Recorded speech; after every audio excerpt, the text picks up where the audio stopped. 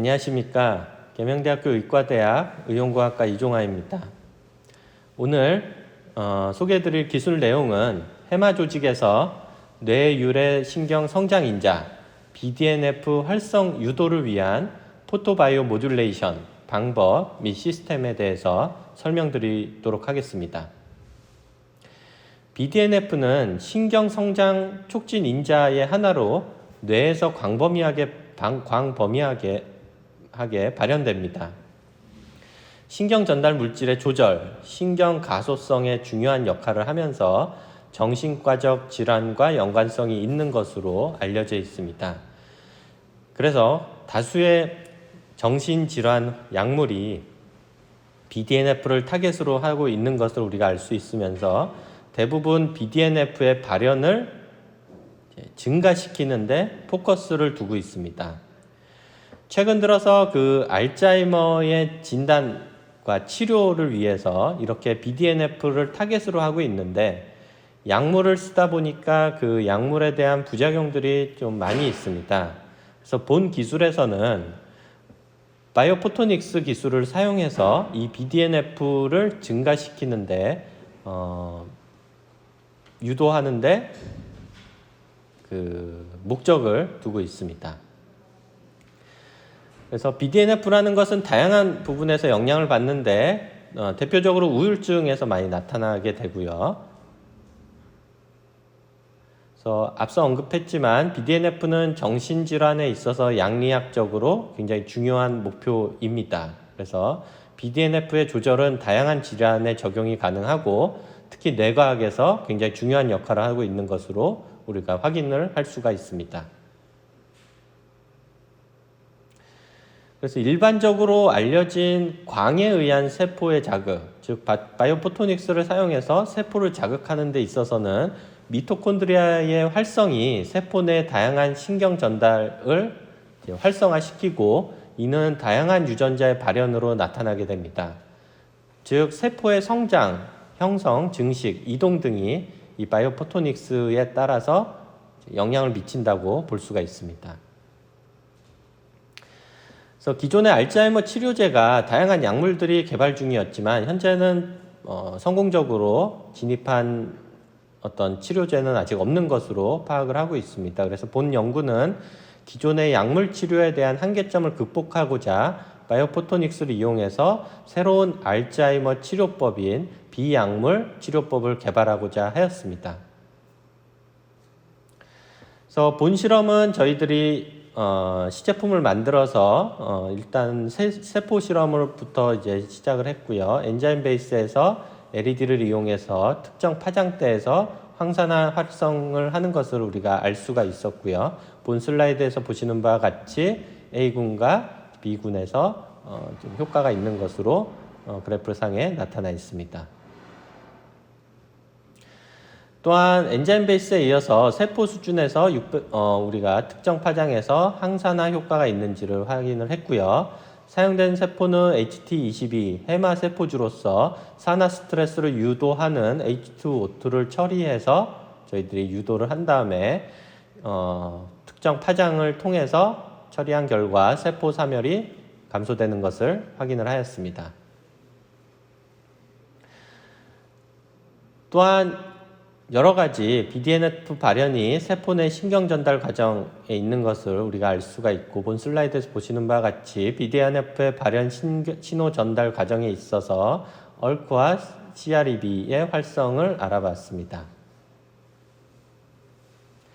그래서 본 그림에서는 언급되었던 산화 스트레스 유도에 따른 우리가 만든 시제품의 바이오포토닉스 처리 시 BDNF 발현이 유도되는 것을 RT-PCR을 통해서 확인해 봤고요. 실험 결과 과산화수소 처리에 의해서 감소된 BDNF의 발현이 증가되는 것을 알 수가 있었습니다. 또한 관련 신호 전달 기전을 확인하기 위해서 웨스턴 블럿을 이용해서 ERK와 CREB의 활성화 정도를 알아봤고요. 보시는 바와 같이 활성이 증가되는 것을 알 수가 있었습니다. 또한 히포캠팔 올가노 스타이픽 슬라이스 컬처, 즉 해마 조직 배양을 통해서 BDNF를 발현하고 얼크와 CREB의 활성도를 봤고요. 마우스 해마 조직을 적출해서 배양 배지에서 산화 스트레스 유도와 저희 바이포토닉스의 그 파장을 처리를 해서 면역 염색을 통해서 확인을 했습니다. 이 실험 결과 마우스 해마 조직에서 다양한 BDNF의 발현 증가와 함께 얼크와 CREB의 활성화된 형태를 확인할 수가 있었습니다. 앞 슬라이드에서 보시는 바에 대한 정량적인 표로서 보실 수가 있고요. 또한 리얼타임 PCR을 통해서 항산화 효소의 발현 정도를 본 슬라이드에서 보시는 바와 같이 확인하실 수가 있었습니다. 그래서 본 연구 결과에서는 바이오포토닉스, 즉 특정 파장대의 특정 파장대 웨이브랭스, 그 다음에 펄스, 타임 등등에 대한 여러 가지 조합의 파라미터의 광치료가 뇌율의 성장 인자인 BDNF의 발현을 증가시킨다는 것을 확인을 할 수가 있었으며, 엔자임 베이스, 셀 베이스, 그 다음에 티슈 베이스에서 모두 BDNF 발현을 증가시키는 것을 확인을 하였습니다.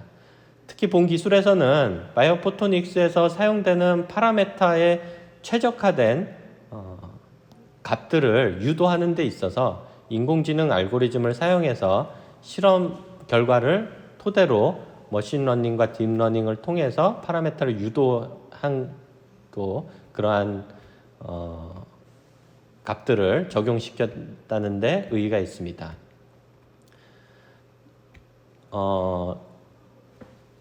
또한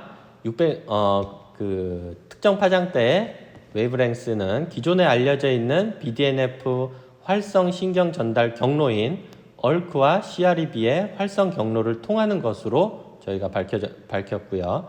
기존의 약물로서의 한계를 광학 기반의 연구로서 극복할 수 있는 연구 결과라고 보실 수가 있습니다.